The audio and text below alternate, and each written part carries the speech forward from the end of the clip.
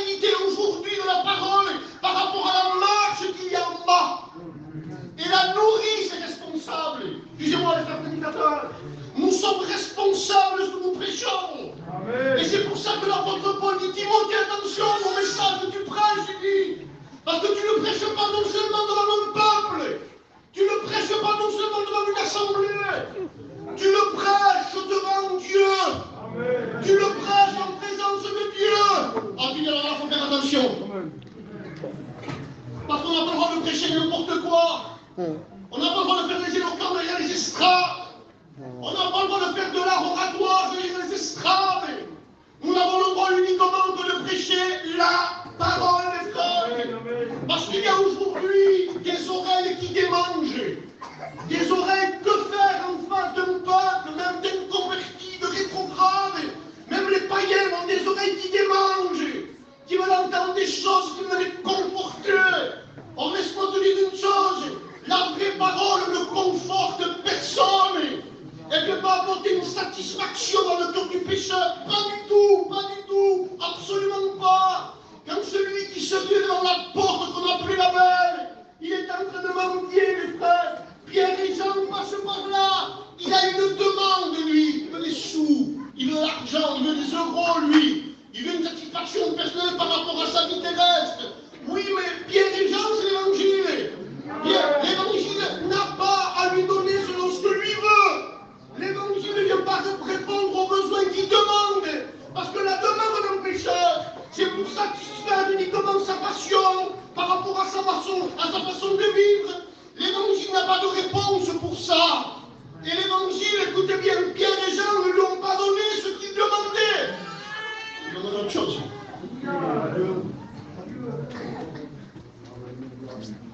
La parole. La parole. Qu'est-ce qu'elle fait la parole? Écoutez-moi. J'y viens par rapport à ces oreilles qui nous demandent. Alors les frères, excusez-moi, on va faire des choses peut-être un peu qui vont nous choquer ce soir. Mais j'ai pas le choix, c'est ça. Mes frères. On est obligé de mettre devant une réalité. Jésus revient. Amen. Les temps de la fin sont là.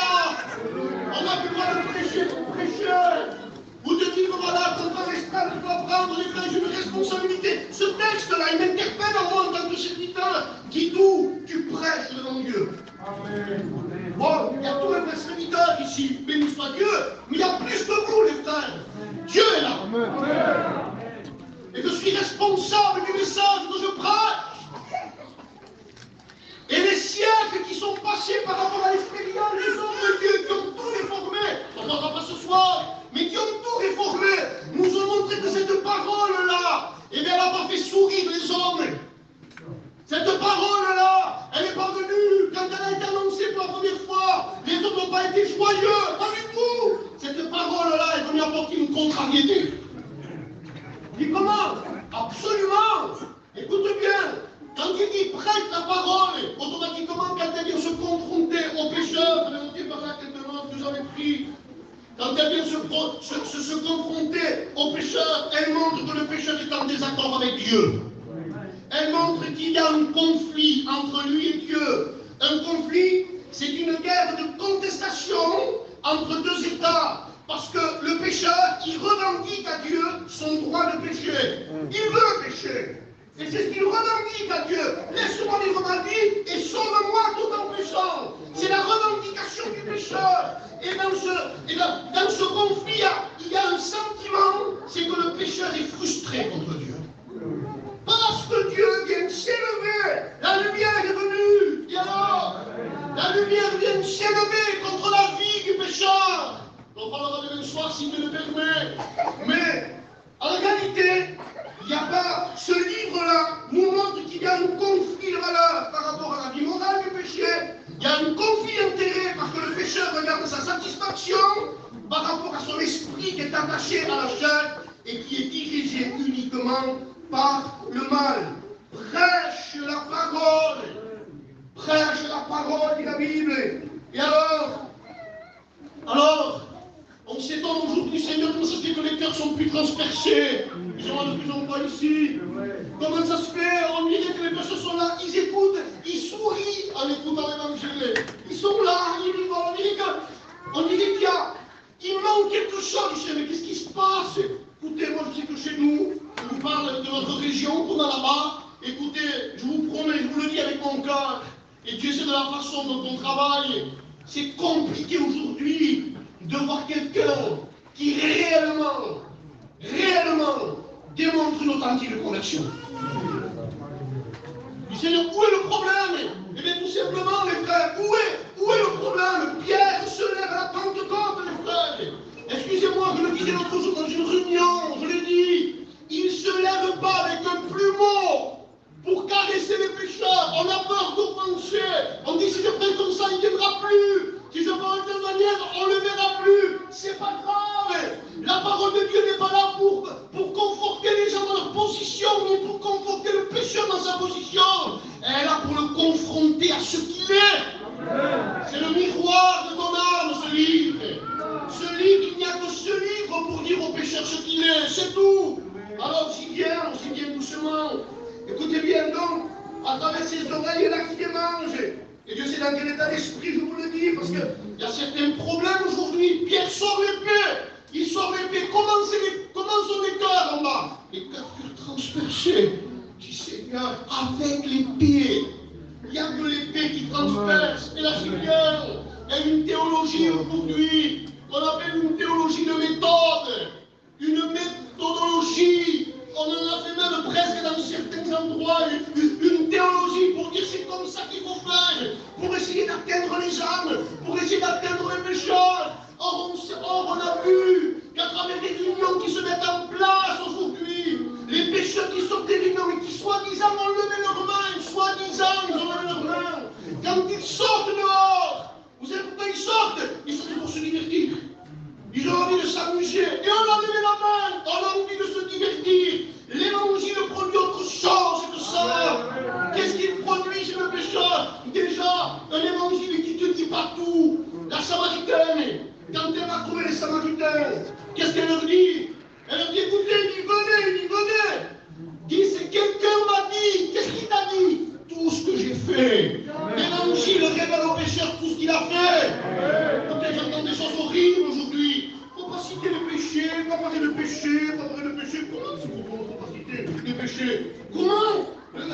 Cette Samaritaine elle dit, il m'a dit tout ce que j'ai fait. Et ce livre-là te dit tout ce que tu as fait. Amen. Et Dieu sait si tu as à rougir. Excusez-moi.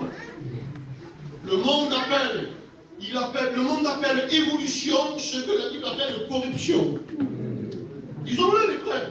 Il y a une évolution satanique des mœurs comme on n'a jamais vu dans la vie. Même la honte est en train de partir. Les gens, ils sont même plus hontés. Les gens se promènent et puis surtout, vous leur dites rien. Ça se promène partout. Excusez-moi, des horreurs. Ça se promène partout. Ne leur dites rien, mais vous tapez. Il y a une évolution aujourd'hui de pécheur. On parlera demain, si Dieu le permet. Donc, et automatiquement, il y a certaines méthodes devant lesquelles le pécheur est mis aujourd'hui. Allez, venez. Allez, vous avez même dans certaines réunions du théâtre aujourd'hui. On met la parole de Dieu sous forme de théâtre. Les introvertis sont là. Il passe un moment des réunions de divertissement. On a mis l'épée de côté. On dit ça va les divertir, ça va les attirer. On essaie d'attirer les gens d'une certaine façon. On se convertit par du théâtre. Et alors vous avez tout vous avez monté ça par là, vous avez toute plein de choses qui se font.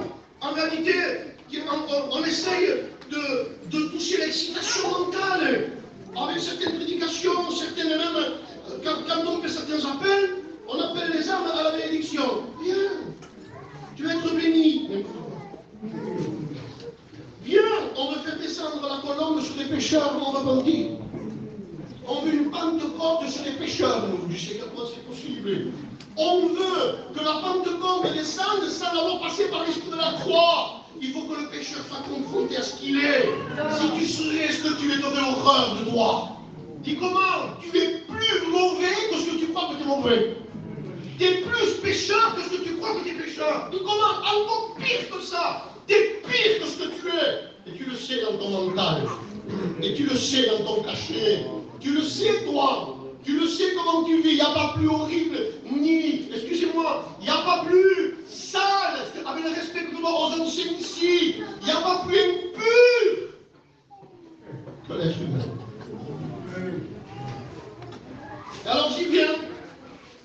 savez, toutes ces réunions de mise en condition créent une certaine ambiance, avec des paroles répétitives. On croit parce qu'on dit gloire à Dieu, gloire à Dieu, gloire à Dieu, gloire à Dieu, que nous sommes descendus. Mais pourquoi?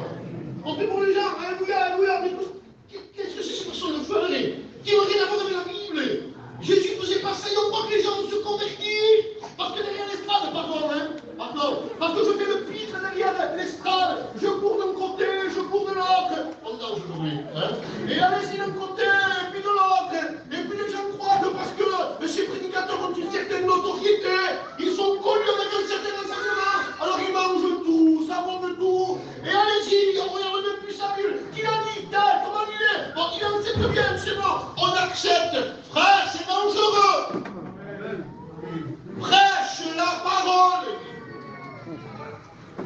Ne prêche pas autre chose que ce qui est écrit. Alors on dit, mais là-bas, regarde, ils ont du résultat. Quel résultat? Vous savez qu'il y a des gens, on a pu avoir du résultat avec des gens qui, en réalité, nous ont montré qu'ils, soi-disant, étaient convertis. On les a pris, on les a introduits dans une église, on a attendu 6 mois, 1 an, 2 ans, 3 ans, hein. On les a baptisés, et avec le temps, on s'est aperçu que ces gens-là étaient un problème. Au bout d'un moment, vous voyez que dans l'acte 9, verset 34 ou 35, elle dit que l'Église était persécutée. Elle vit une persécution. Et le verset 34 et 35 nous dit que l'Église était en paix. Premier verset du chapitre 9 du livre des Actes. L'Église est persécutée. Verset 34 ou 35, par là, il est dit l'Église était en paix. Il y a un chapitre change tout. Oui, parce qu'il y a un monsieur. Il y a un monsieur Saul. Et monsieur Saul est en train de persécuter lui. Mais attends, Saul, c'est un religieux. Et alors, un persécuteur. Il persécute les frères dedans, lui. Comment un religieux qui persécute les autres? Comment c'est possible? Tout à fait. Tu as besoin de quoi, Saul? Pourquoi l'Église va être en paix aujourd'hui? Pourquoi tant de troubles dans les assemblées? Pourquoi tant de problèmes dans les assemblées? Parce que tout simplement, il y a des religieux comme ça, qui n'ont pas connu ce qu'était la vraie parole. Tu dis, comment? Pourquoi tu dis ça? Saul, pourquoi la paix est venue dans l'Église après? Les frères, toi qui es là, Saul, il va pour persécuter, il a une direction, une lumière vient à lui. Et là, les frères, il tombe à terre. Je tiens à dire que la vraie parole, le vrai évangile, c'est la lumière qui fait tomber les pécheurs à terre. Pas en arrière, hein? Pas en arrière, hein? Méfiez-vous, ça. C'est parce que là qu'il faut tomber les gens en arrière. Pas du tout. Ce sont les ennemis qui tombent en arrière. Quelqu'un qui se convertit tombe à genoux. Et voici que Paul, lui, il va tomber par terre. Il tombe par terre. La vraie lumière, elle fait tomber les gens à genoux. Elle les fait repentir. La vraie parole, il y a qu'elle pour jeter les gens à terre. Et regardez, quand il est à terre, il va demander une question du Seigneur, qui es-tu? Et après il dit, que veux-tu que je fasse? Ça c'est ce que produit la vraie parole. Elle l'a produit avec Pierre en bas. Les gens en bas, ils disent, qu'est-ce qu'il faut qu'on fasse, Pierre? Et après vous avez même Saul qui dit, mais qu'est-ce qu'il faut que je fasse? Tout pécheur qui dit qu'il s'est repenti, mais qui n'est pas disposé à faire ce que Dieu veut, ne s'est pas repenti. Amen. Qu'est-ce qu'il faut que je fasse? Attendez, où tu vas maintenant, Saul? Regardez, car la vraie parole est prêchée. Où il est? Ananias, va dans tel endroit. Il y a Saul là-bas, l'ancien religieux. Tu sais, Saul, il est là-bas, il dit, dans telle rue qu'on appelle la droite. Et qu'est-ce qu'il fait? Regarde ce qu'il fait maintenant. Il est tombé à terre, il s'est repenti, il cherche à connaître, il cherche à faire ce que Dieu veut. Il fait quoi maintenant? Il prie. Amen. Amen. Amen. Résultat de la parole. Résultat de la parole. On dit tout. On va lire. Je vous en supplie. Il faut arrêter avec toutes ces méthodes qui n'ont rien à voir avec la Bible. On est plus en train de perdre les gens que de les sauver. Et pourquoi tu vois où est le problème? Permettez que je vous le dise, sans offenser personne, que Dieu me garde d'offenser qui que ce soit ici, mais que nos yeux s'ouvrent. Où est le problème? Oui, où est le problème? Mais tout simplement, où est-ce que la voix de Dieu se fait entendre. La vraie voix. Mais écoutez, il n'y a pas 36 lieux. Elle se fait entendre. Au pied de Jésus. On oublie qu'être au pied de Jésus, c'est écouter. Mais écoutez la voix, on écoute la voix. Et alors, oui, on écoute la voix, le livre de l'Apocalypse dit en haut. Et ils vont me dire comment sont ses pieds. Et nous disent, c'est bien, il ressemble à une fournaise ardente qu'on a mis dans le feu. Et alors, Seigneur, d'accord, je compris. Voilà d'où vient le vrai feu intérieur. D'où de quelqu'un qui est au pied enflammé de Jésus.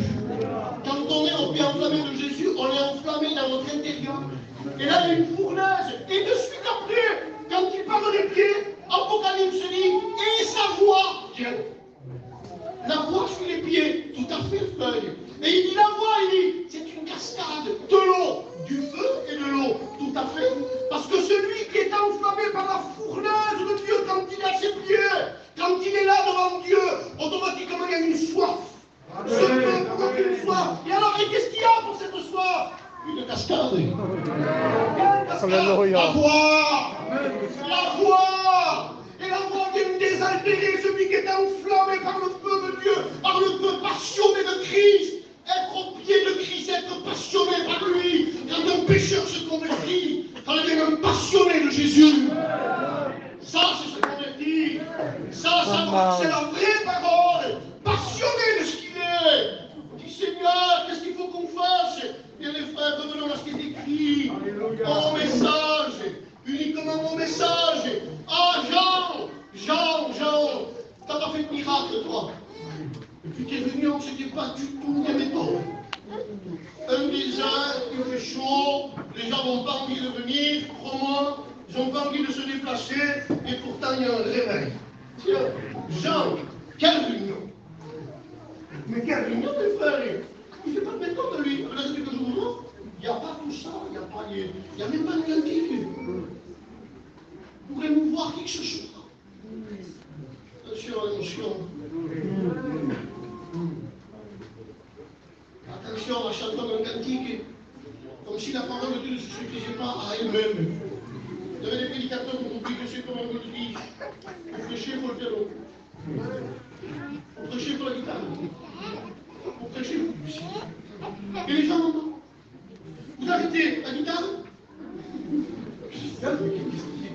Mais qu'est-ce que c'est qui les intéresse? On est en train, en réalité, de dévaloriser ce que nous prêchons. Alors on plonge les autres dans des sentiments. Alors je dis, Jean, t'as pas fait de miracle dans cet endroit-là? Non, aucun. Mais qu'est-ce que t'as fait, Jean? Elle me dit que Jean était un héros. Pas le mot héros, H-E-R-O-S, dans le sens de quelqu'un de vaillant. Pas du tout. Héros dans le sens de messager. C'était le messager du roi. Pas n'importe quel roi. Il était le messager de Dieu. Il avait un message. Or, il ne fallait pas qu'il se trompe, Jean. Parce qu'il prêchait devant Dieu et devant Jésus-Christ. Il ne fallait pas qu'il fasse n'importe quoi, Jean. Il ne fallait pas qu'il enjolive son message. Il ne fallait pas qu'il essaye de rester bien avec Pierre, Paul ou Jacques. Pas du tout. Il fallait qu'il transmette, qu'il passe le mot, qu'il transmette le message. Et alors, Jean, c'est quoi ton message? Qu'est-ce qui se passe là, Jean? Qu'est-ce qu'il prêche? Voici le message que la parole annonce et qui peut transformer un pécheur. Repentez-vous. Repentez-vous. Il dit, Seigneur, mais est-ce que c'est celui-là le message, Jean? Attends, le roi arrive. Bien sûr, tu t'es pas trompé, Jean. Il n'y a pas de chose à dire, quand même, à cette génération-là. Ils ont besoin que tu la sortes de l'oreille, ils ont besoin d'autre chose. Le roi arrive. Je suis sûr que le roi va dire autre chose que toi, quand même. Le roi vient. C'est quoi le message du roi? Voyons, Jean, si j'ai trompé. Et il arrive. Et il donne le message qu'il avait donné lequel? Le roi vient. Et il adresse exactement le même message. Repentez-vous. Jean, tu n'es pas trompé. Est-ce que Jésus prêcherait ce que nous prêchons? Est-ce que nos évangélisations sont correctes? Est-ce que l'évangile de la prospérité ne nous aurait-il pas touchés? Où on appelle les gens au bonheur, à la paix, le bonheur, la joie, tout ce que vous voulez. Bien sûr que Jésus c'est la Seigneur. C'est pas ça qu'on dit. Bien sûr que Jésus s'occupe de nos situations. Bien sûr que Jésus s'occupe de nos vies, de nos problèmes. Il n'y a pas de souci pour ça. Mais écoute bien. Mais Jésus ne fait pas en premier. C'est pas ça le but de Jésus. Parce qu'on ne se convertit pas pour être heureux sur la terre. Et qu'est-ce que tu dis? On ne sera jamais heureux sur la terre. On a une joie intérieure qu'on appelle la joie d'être sauvé. On aura ça. Avec des problèmes, des difficultés, sur une terre ennemie, un monde qui nous fait la guerre. Mais sauvé, des citoyens du ciel, comme dans le texte, étrangers et voyageurs sur la terre. Seigneur, ça c'est l'évangile. C'est la parole, il dit. Prêche la parole. Arrêtons de faire répéter des choses. Vous avez en Amérique, il y a quelque chose qui se fait. Vous avez des livres de. Je crois que c'est des manuels d'instruction où on fait faire la prière aux pécheurs. On les fait venir devant. Ils vont demander. Répète après moi, mais on les fait venir devant au bout de 10, 15, 30 fois qu'on a insisté. Parce qu'on insiste. Il dit, alors ce sont des livres, c'est répète après moi. Et on leur fait répéter une prière. Ça sort même plus de l'intérieur. C'est des répétitions. Des fois, on peut l'écouter des fois. Allez, répète. Là, là, là. Ça y est, t'es béni, t'es sauvé. On croit parce qu'ils ont répété une prière qu'ils sont sauvés. C'est pas vrai. La parole de Dieu qu'ils ont entendue va apporter une conviction de ce qu'ils sont. Pas besoin de leur dire répète ça, dis ça. Pas du tout. Ils sont tellement convaincus, les larmes coulent. Et ils se repentent, je suis pécheur. Je suis perdu. Pardon, Seigneur. Qu'est-ce qui a provoqué ça? Le plumeau? Non, l'épée. Alors, j'ai dit tout, qu'est-ce qu'on fait alors? Mais écoutez, je vais terminer par rapport à la cause de toutes ces choses-là. Ils ont dit, Seigneur, on a besoin du vrai évangile. Dis tout, prêche la parole. Je n'aimerais pas vous écouter ce soir, aller plus loin et essayer de peut-être de parler trop, que Dieu m'en garde. Mais j'aimerais te faire prendre conscience que la seule chose qu'il faut convertir quelqu'un, le riche à l'enfer. Il dit, envoie Lazare, il dit, vers les miens. Il dit non. Même avec ça, ils se convertiront pas. Ils ont ça. Ça suffit. On a fait de spectacle dans nos réunions pour convertir les gens. Je sais comment je vous le dis. Restons à la simplicité de Dieu. Appelez ces ministères qui uniquement prêchent la parole, sans essayer de se mettre à l'avant, de faire que Dieu nous parle. Je comprends que le message est bousculé aujourd'hui. Ce message-là ne nous rendra pas populaires. Attention à ceux qui servent de la Bible pour être populaires. On veut une certaine popularité avec un message. Attention les frères et sœurs, attention quand il est là, à tous ceux qui sont trop populaires. Ce livre-là, la vraie parole, elle ne rend pas les gens populaires, pas du tout. Je vous promets alors, pas du tout. Pas du tout. C'est pas vrai ça. C'est pas vrai. Ils ont Seigneur, la vraie parole, je te le dis ce soir, elle te confronte à ce que tu es. Et ce que tu as besoin, ce n'est pas d'une imposition maintenant. Ce n'est pas de te dire, viens, tu vas recevoir le Saint-Esprit, tu vas trembler, tu vas avoir des émotions. Tu as besoin de reconnaître que tu es un pécheur. Arriver de la gloire de Dieu. Alléluia. Tu as besoin de te repentir. Et Seigneur, je veux te demander pardon ce soir. J'accepte. Je ne te demande pas un sentiment, je ne te demande pas d'émotion, je ne te demande pas des frissons. Seulement une conviction intérieure. Seigneur, j'ai besoin de me repentir ce soir. Alléluia. Amen.